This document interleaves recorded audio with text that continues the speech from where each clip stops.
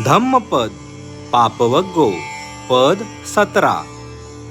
उदकं हि नयन्ति नेत्तिका उसुकारा नमयन्ति ते जनं दारुं नमयन्ति तच्छका अत्तानं दमयन्ति सुब्बता.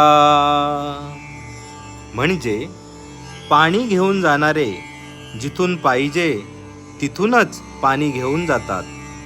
बाण बनवणारे बाण तापून सरळ करतात. सुतार लाकडाला आपल्या आवडीनुसार सरळ किंवा तिरपे वाकडे करतो. आणि सदाचार पालन करणारे स्वतःचेच दमन करतात.